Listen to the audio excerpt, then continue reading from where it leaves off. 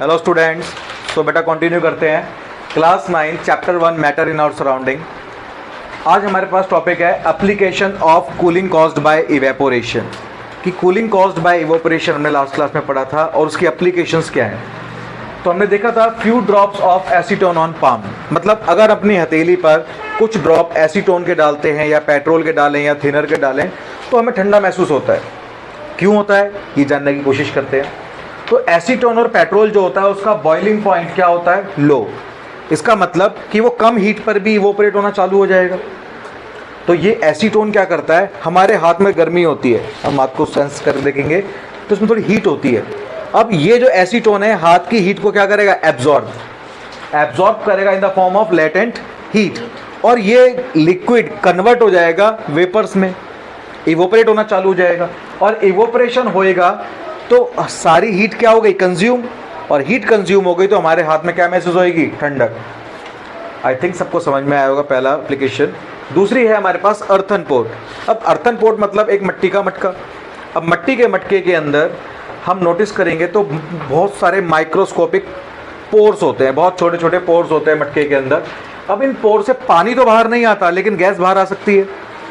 अब होता क्या है कि अर्थन पोर्ट के अंदर जो भी वाटर रखा हुआ है वो मटके के आउटसाइड की, मटके के अंदर जितनी भी जो लेयर है उसकी मिट्टी की, उस पर जितनी भी गर्मी है उसकी, उस गर्मी को एब्जॉर्ब करेगा एज लेटेंट हीट। और हीट एब्जॉर्ब करने के बाद वो लिक्विड धीरे धीरे इवोपरेट होना चालू हो जाएगा।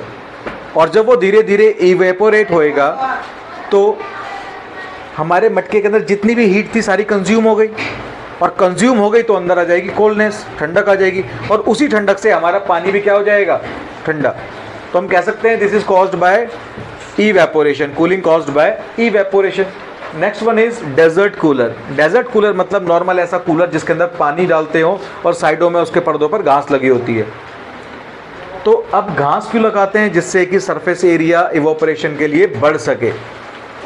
अब होता है इसमें भी सेम प्रिंसिपल है जो दोनों के अंदर हो रहा है, कि जो कूलर की बॉडी है वो एक मेटल की होती है और उस पर काफ़ी गर्म होती है, वो भी हीट होती है उसके अंदर। तो जब पानी गिरता है उसके पर्दों पर, वो पानी कूलर के पर्दों की हीट एब्जॉर्ब करता है लेटेंट हीट के फॉर्म में, और क्या हो जाता है? इवेपोरेट। और जब वाटर इवेपोरेट होता है तो उसके अंदर जितनी भी हीट थी कूलर के अंदर वो कोल्ड में कन्वर्ट हो गई। और जो कूलिंग कन्वर्ट हुई इसमें फ़ैन होता है कूलर के अंदर जो अंदर की हवा को बाहर फेंकता है, और अंदर की हवा कैसी हुई है? ठंडी। तो ठंडी हवा में महसूस होती है कूलर के बाहर। नेक्स्ट टॉपिक है हमारे पास कि why do we need to wear cotton clothes in summers. हम गर्मियों के अंदर कॉटन के कपड़े ही क्यों पहने?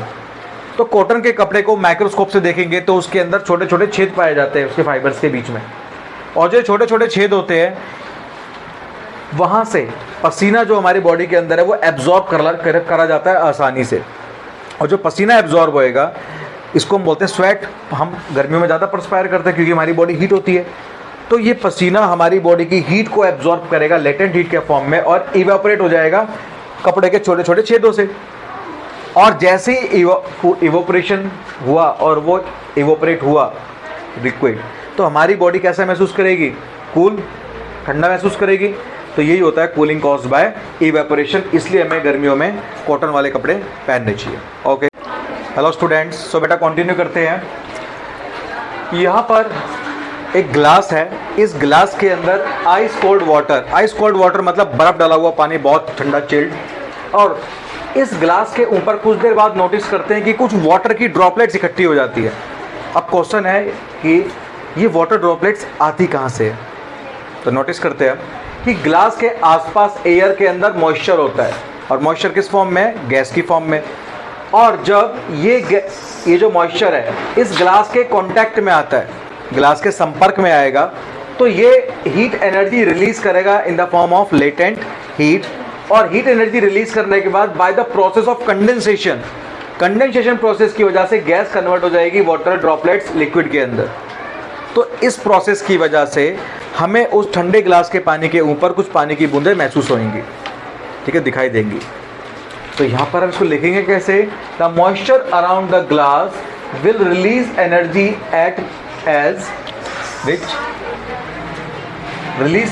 as latent heat and condense into water droplet। तो बहुत ही सिंपल शब्दों के अंदर हम इसको एक्सप्लेन कर सकते हैं एग्ज़ाम के अंदर। आई होप समझ में आया होगा। Thank you.